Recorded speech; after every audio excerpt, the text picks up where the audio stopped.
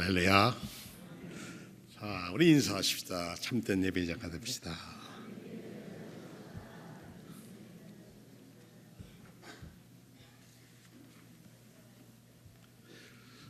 본문을 두 군데였는데 한 군데는 나중에 본문을 읽기로 하고, 한문 마태복음 6장 13절 우리를 시험에 들게 하지 마옵시고 악에서 구하시옵소서, 여기까지만 본문을 잡았습니다. 성경에는 시험에 대한 것은 얼마든지 찾아볼 수가 있습니다. 많은 사람들이 이 세상이 에덴 동산이 아니기 때문에 갈등하며 삽니다. 우리 마태복음 4장 이하로 보면 예수님께서 세례 받으시고 성령이 충만하시는데 그 성령이 이끌리는 대로 가신 데가 광야였습니다. 그 광야에서 예수님이 이 땅에 그리스도로 오신 그 사업을 위해서 40일 동안을 금식하며 기도하셨습니다. 성령이 화려한 곳으로 이끌어가지 않고 가장 낮은 곳, 아무도 의지할 수 없는 곳, 그 광야로 성경에 내몰았다 이렇게 써 있습니다. 그곳에서 40일을 금식하니 얼마나 배고팠겠습니까? 예수님 그 당시가 20대 후반이거나 30대 되었을 텐데, 아주 청정할 때 40일 거의 금식을 끝나가는데 시험하는 자가 사탄이 와서 유혹을 합니다. 여러분들 잘 아는 대로 너 배고프지? 그래, 내가 온 이 땅에 온 가장 큰 사업은 이 땅에 굶주린 사람의 문제가 아니었어. 그러니까 이 지천에 깔려져 있는 돌 가지고 떡을 만들어 먹어. 사람이 사는 게 먹자고 사는 거 아니야. 또 두 번째는 높은 곳에 올라가서 천하만민의 모든 아름다운 것을 보여주면 내가 이거 너한테 다 줄 수 있어. 내 권세야. 공중 권세는 내게 줬거든. 하나님이 다 줄 수 있을 테니까 딱 한 가지만 해라. 내게 절을 하라. 세 번째는 예루살렘 성전 꼭대기 가서 네가 하나님의 아들이거든. 성전 하나님의 집이니까 뛰어내리면 천사가 받들 거예요. 성경에 있는 말씀들이거든요. 이런 조건을 만족하게 하면 내가 이런 걸 주겠다. 근데 12절 보면 예수님께서 그랬어요. 주 너희 하나님을 시험하지 말라 하셨느니라. 그랬더니 13절에 마귀가 모든 시험을 다한 후에 얼마 동안 아주 없어진 게 얼마 동안 떠나니라. 돌들로 빵을 만들지 않을 안 될 이유가 있을까요? 40일 동안 금식한 예수께서도 시작하지만 광야에 지천인 돌로 빵을 만든다면 로마 지배하에 가렴 주고 당하여 정말 어렵게 사는 사람에게 빵을 세 끼를 먹을 수 없는 그들에게 빵을 만들어주는 말만 한마디로 할 수 있다는 게 얼마나 메시아입니까? 배고픈 사람들이 먹이는 거, 옛날 어른들 때로 어려운 시절에 논에 메마른 땅, 논에 물 들어가는 것과 자식 입에 밥 들어가는 거 참 그 기쁜 일이라고 하시던 우리 부모님들 계셨는데, 가나안을 향해하는 광야 이스라엘 광야 백성들이 그 많은 사람에게 먹을 거 없을 때 하늘의 만나를 가지고 먹여주셨는데, 네가 하나님의 아들이거든. 네가 하나님의 아들로서 성령 충만해 왔으면 그거 능력 있어. 한번 실험해봐. 이런 얘기죠. 예수께서 대답은 사람은 떡으로 사는 게 아니라 하나님의 입에 나오는 모든 말씀으로 산다. 그러니까 예수께서 이 땅에 오신 것은 세상을 구원하러 오셨습니다. 그러니까 예수를 우리는 그리스도라, 구세주라고 고백을 합니다. 그를 히브리 말로는 메시아라, 그리스 말로는 그리스도 이렇게 번역을 합니다. 악마의 수중에 있는 이 세상 나라들의 되찾는 것, 지금 우리가 로마의 식민지로 이렇게 어렵게 살고 있지 않느냐, 거기서 구원해 주는 게 바로 뭐예요? 그게 네가 할 일 아니냐. 이게 거래하자고 하는 거죠. 유혹하는 사람들은 대개가 거래를 제안합니다. 이거 해주면, 이거 받아주면 내가 앞으로 뭐뭐 해주겠다, 이런 얘기죠. 근데 모든 거래에는 조건이 따르는 법입니다. 예수께서 악마에게 엎드려 절을 해야 한다는 조건, 이런 조건 저런 조건들을 통해서 그러면 사람들을 온전히 구원할 수 있을까? 세상을 완전히 구원할 능력을 준다는데 그것도 거절했습니다. 또 네가 뛰어내리면 천사들이 손으로 받쳐서 발이 돌에 부딪히지 않게 해줄 거다. 이건 악마의 지어낸 말이 아니라 시편 91편 11절과 12절에 있는 말씀이에요. 네가 하나님의 말씀을 믿는다면 꼭대기에서 과감히 떼어내는 용기, 그 사람들한테 그 좀 용기가 있고 뭘 보여줘야 사람을 믿지 않냐. 세상 사람들은 뭘 보여줘야 믿는 세상이니까 너 그래가지고 하겠느냐. 믿음은 보여줘야 되는 거야. 안 보이는 믿음은 믿음이 아니야. 이런 거죠. 실제로 예수께서는 돌로 빵을 만들지 않으셨지만 굶주린 사람을 먹이신 오병이어의 광야에 사람이 있었고, 이적은 행하지 않으신 것 같지만 그는 물 위로 걸으시기도 하셨고, 병든 사람을 고쳐주시기도 했고, 악령에 걸린 사람을 자유하게 해주시기도 했습니다. 가난한 자들에게 먹이시고 세상의 악마로의 지배로부터 사람들을 구해주시고, 하나님의 말씀의 참됨을 세상에 반드시 위해서 그의 마지막 자기의 목숨을 놓고 하나님의 말씀을 소중하게 받아들였습니다. 그래서 십자가에 죽으셨습니다. 죽어야 산다 하는 삶의 모습을 그냥 죽음에서 자기 몸을 하나님의 말씀의 신뢰에 그냥 맡겨버리고 말았습니다. 그래서 우리가 믿는 믿음이라는 것은 목숨과도 바꾸는 겁니다. 하나님이 우리를 구원하신다는 그 구원을 믿고 나가는 겁니다. 그래서 세상에는 모든 믿음이 조건이 있습니다. 다 서로의 조건이지만 우리 신앙생활에는 조건이 없습니다. 그냥 하나님의 우리를 만드시고 구원하실 분이니까 그분을 따르는 겁니다. 세상에는 인정받을 능력이 있어야 세상에는 인정받습니다. 내가 하나님의 아들이면 인정받으려면 이런 조건을 해야 되지 않겠느냐. 사탄의 요구 조건에 예수는 거절했습니다. 하나님은 시험해 볼 대상이 아니고 하나님은 신뢰할 대상일 뿐이야. 나는 하나님이 그리 아니하신다 하더라도 나는 믿어. 내 능력을 보여달라고 하는 것에서 예수께서는 삶을 보여줄 거야. 그런 뜻이죠. 그리고 사람은 떡이 아니야. 중요한 이치가 뭐냐. 우리 신앙인들에게 예수께서는 이 마태복음이나 누가복음에 있는 이 사건을 설명하면서 뭐냐면 하나님은 신앙의 대상이지 의심, 신뢰해보는 대상은, 그 시험해보는 대상은 아니라고 하는 겁니다. 믿음이란 가면 뒤에 숨어있는 교묘한 욕망의 정체를 폭로하는 것이 진리입니다. 진리란 말은 알레세이아라는 말인데 감추어진 것이 드러난다는 뜻입니다. 이 세상에 아무리 정치적으로 감추려고 해도 언젠가는 드러나죠. 언젠가는 군중을 먹이고 능력을 행하고 세상을 구원하기 위해 무언가를 해야 할 때가 예수께 올 때 예수님은 그 몸을 해내셨습니다. 그러나 이 모든 것은 하나님의 아들이면 그리해야 한다는 주의 조건이나 조언이나 개인적인 작심에서 나온 행동이 아니라 아무 의도도 없이 하나님의 복종하는 사랑과 신뢰로부터 비롯된 것, 그것이 예수님의 믿음입니다. 무언가를 함으로써 하나님의 아들이 되는 것이 아니라 아무것도 하지 않고서도 하나님의 아들임을 확실하는 믿음 속에 살았다는 것입니다.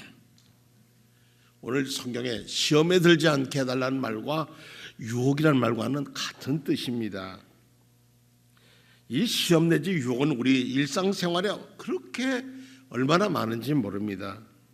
그래서 예수님이 가르친 기도 가운데 유독 하나님께 기도하기를 유혹에 빠지지 않게 해주시고 다만 악에서 구해 주십시오라고 기도하라고 가르쳐 주셨습니다. 그 이유는 뭡니까? 우리가 약하기 때문입니다. 시험이란 본디 사회생활에 꼭 필요한 겁니다. 취직시험도 있고 직장 내에도 진급도 시험이 있고 다 시험이 있습니다. 그래서 자기의 실력과 자기의 능력을 보여주는 것이 그것을 통과하는 게 아니겠습니까? 근데 주님의 기도에서 나오는 이 시험이라고 하는 말은 시험의 테스트라고 하는 시험, 필딱고사 같은 것이 아니라 어떤 면에서는 유혹이라는 것입니다. 유혹의 함정이라는 겁니다. 유혹이란 사람이 죄와 구렁에 빠지기 직전의 상태를 유혹이라고 그럽니다. 그러니까 이럴까 저럴까 선택의 갈림길에서 결단을 요구하는 겁니다. 잠언에 보면 어리석은 젊은 아이가 있는데 이상한 여자가 유혹할 때 내 남편은 돈을 가지고 먼 나라 갔고 뭐하고 그러니 나와 함께 뭐하자 그럴 때에도 끌려가면 안 된다. 지혜로 판단이 맑아야 한다라고 얘기하지 않습니까? 뭐 그 옛날 몇천 년 전에도 지혜 문학은 그렇게 얘기하고 있어요.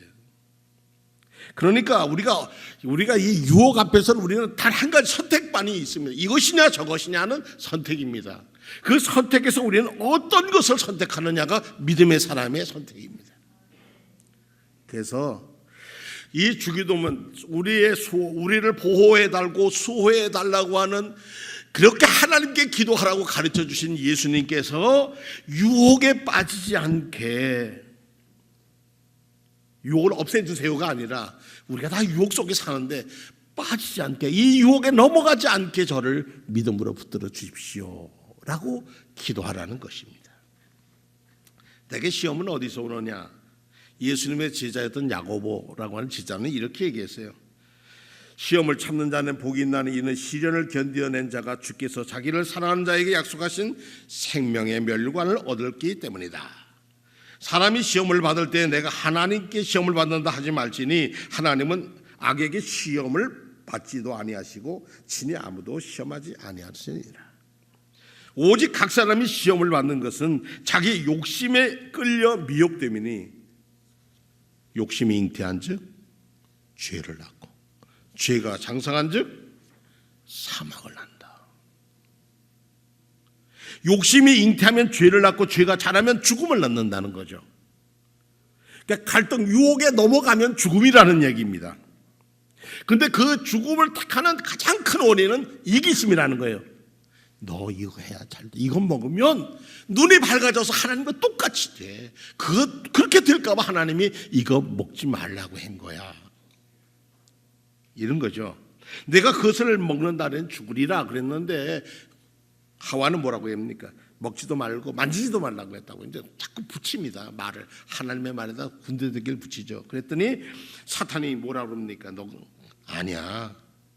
그 먹는 너 눈이 밝아져서 하나님과 같이 되어 선악을 알 줄을 하나님이 알기 때문에 그런 거야. 너도 판단자가 될 수 있어. 너도 으뜸이 될 수 있어. 이런 거죠. 그런데 여자가 그 나무를 바라보니까 먹음직도 하고 보암직도 하고 지혜롭게 할 만한 것 같아서 그걸 먹고 자기와 함께 있는 남편에게도 주매 그도 먹었다. 결과를 7절에 창세기 3장 7절에 이에 그들의 눈이 밝아져 자기가 벗은 줄로 알고 무화과 나무 잎을 엮고 치마를 삼았다. 수치심에 빠졌다. 이런 뜻이죠. 유혹이 클수록 오히려 더 그럴싸하게 보입니다. 더 화려하게 보이고 더 아름답게 보입니다. 그래서 각 왕조들 시대에는 어떻게 합니까? 제일 무서운 죄, 국가에서 제일 이렇게 국가를 배반하는 거죠. 임금을 배반하는 거죠. 국가 배신하는 죄.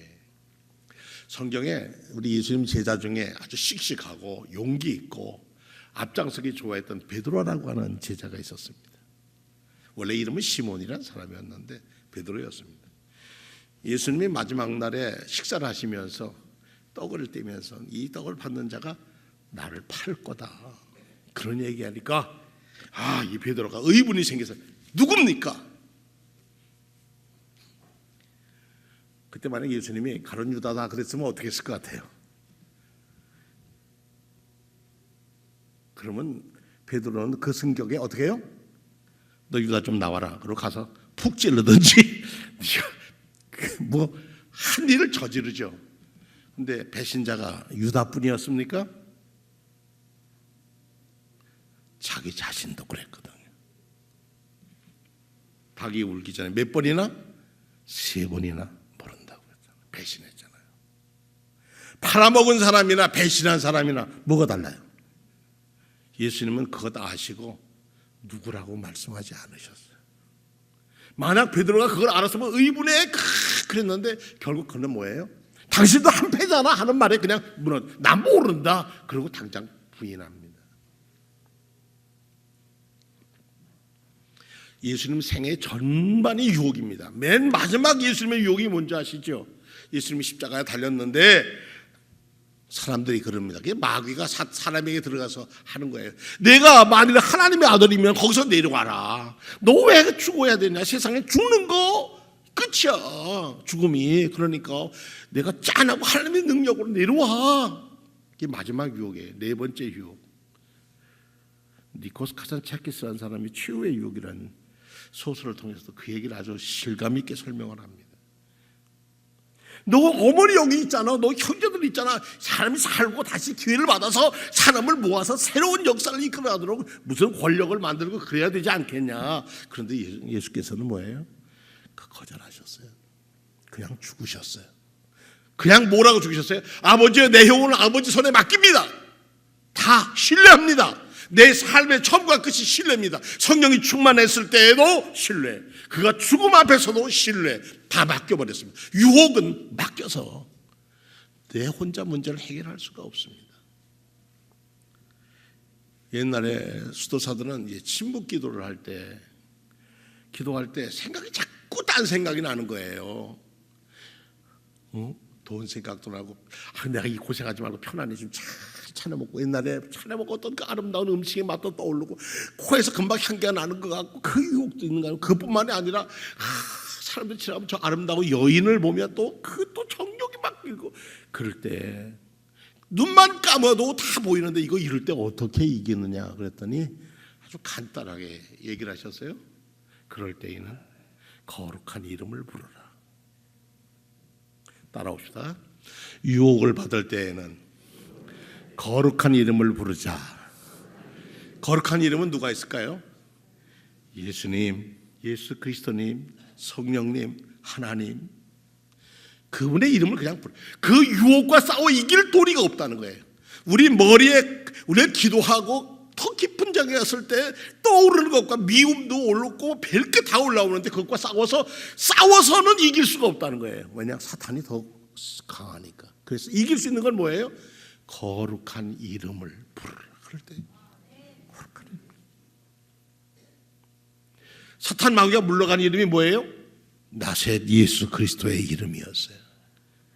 나셋 예수 그리스도의 이름 안에는 능력이 있고 권능이 있어요. 그것이 유혹을 물리칠 수 있는 키워드였어요. 그래서 우리가 시험 나가고 어려웠고 여러분 정말 죽을 것만 같고 금방 죽고 싶을 때 그때는요, 다른 거 기도가 나옵니까? 안 나오죠. 그럴 때는 그냥 하나님 하고 한번 부르는. 그래도 더 길면 주여 그러든지 아니면 예수님 도와주세요. 제게 자비를 베풀어 주세요. 기도하면 나머지는 누가 해요? 그분이 하셔. 이게 믿음, 이런 믿음을 가지고 우리는 기도하는 거예요. 유혹을 물리친 예수님은 인간으로 마지막 순간 절대 절명의 시간에도 휘짓고 들어와서 너 죽으면 끝이야 하는 사탄을 거절했습니다. 나의 아버지, 내가 마시지 않고서는 이 잔을 내게서 지나갈 수 없는 것이면 아버지 뜻대로 해주십시오. 3번씩이나 이 죽음 앞에서 겟세마네 동산에서 이 죽음 정말 예수님도 피하고 싶은 3번의 기도에 하나님은 응답하지 않으셨어요. 그것은 뭐예요? 그 길로 가라 하는 것으로 알았습니다. 우리가 살고 있는 이 세대에 얼마나 유혹이 많습니까? 외경에 의하면은 예수님께서 당신이 잡히기 그 밤에 겟세마네 동산에 이렇게 식사하시고 동산에서 기도를 하는데 이런 말씀을 하셨대요. 이게 성경에 없는 얘기예요. 아무도 시련과 유혹을 거치지 않고서는 하나님 나라를 얻을 수 없습니다. 이런 말씀을 하셨대요. 근데 우리 성경에는 들어있지 않습니다. 예수님은 그냥 이 시험을 믿음으로 그냥 극복했어요. 우리가 정령 깨어있는 기도하는 사람이라면 우리 삶의 현장에서 일어나고 있는 사탄의 만행과 적 그리스도의 횡포를 똑바로 보아야 합니다. 지금 우리나라 주변에 일어난 이 역사적인 아주 엄중한 현실 앞에서 뭐 하루만 전쟁을 해도 뭐 6만 명이 죽니 30만 명이 어떻게 되니 뭐 이런 시절에서 그 30만 중에 죄가 아니라는 법이 어디 있었겠어요? 그럴 때 우리를 어떻게 기도할까? 공중못에 잡은 사람, 세상의 권력을 잡은 사람들이 우리의 의지와 관계없이 자기 마음대로 결정하려고 할 이때에 우리가 할 수 있는 게 뭘까? 로마 식민지 밑에서 아무것도 할 수 없는 사람들이 모여서 예수의 말을 들으러 왔는데 그 말씀에 기도를 가리키며 하는 말씀이 뭐라고요? 뜻이 하늘에서 이루어진 것처럼 땅에서 이루어지게 해달라고 기도해라. 그리고 유혹에 빠지지 않도록 악에서 구해달라고 기도해라. 이렇게 예수님은 가르쳐 주셨습니다. 유혹은 자기 중심일 때 옵니다. 예수께서 십자가에 달려 죽으실 때 성소의 휘장이 한가운데로 갈라지고 예수께서 아버지 내 영혼을 아버지 손에 부탁하나이다 하고 마지막 신뢰, 마지막 믿음을 주님께 드리고 세상을 떠나셨습니다. 그때 백부장이 그 된 일을 보고 정녕 이 사람은 의인이었다라고 얘기합니다. 그러나 의인이 아니라 하나님의 아들이셨습니다. 그는 부활하셨고 승천하셨고 다시 오신다고 약속하셨습니다. 우리는 그 약속을 믿습니다. 한때 남미에 존경받는 사제였던 돔 헬더 까마라라고 하는 브라질의 교주가 있었습니다. 이분이 이런 얘기를 쓰고 교회를 격려했습니다. 성도 여러분, 그리스도의 교회는 연약한 인간의 손에 위탁되어 있습니다. 그래서 걸음마를 배우는 아기들처럼 교회는 늘 비틀거립니다. 죄의 유혹에서 빠져듭니다. 때로는 그리스도를 배반하기도 합니다. 세상 사람들이 손가락질 받기도 합니다. 그러나 그러면서도 언제나 그리스도의 교회로 머물며 애쓰며 신앙을 쌓아갈 수 있다는 게 얼마나 귀한 일입니까? 교회에 속한 우리들은 그리스도 교회를 우리가 몰아넣었던 잘못에서 건져낼 수 있는 충분한 용기와 힘을 갖고 있지 못합니다. 그러나 그때마다 하나님의 영이 친히 교회를 악에서 해방시켜 주셨습니다. 그러면 교회는 적나라한 모습을 드러내며 비롯하여 온갖 허물과 죄로 얼룩져 있지만 전보다 더 아름답게 만드십니다. 조르즈 베르나르노스라고 하는 작가가 이런 글을 썼습니다. 인간은 주님의 길을 걸으면 걸을수록 그 정면에 유혹에 직면하게 된다. 그러나 구원의 희망을 잃지 않고 끝까지 악과 싸운다면 은총의 뜻은 그가 깨닫게 될 것이다. 이 세상의 모든 것은 다 주님의 은총이다. 살아계신 하나님의 아들 예수 그리스도에 대한 믿음을 굳게 잡아 우리의 다가오는 유혹을 물리치는 성도님들의 삶이 되기를 축원합니다. 다 같이 신앙 고백하겠습니다.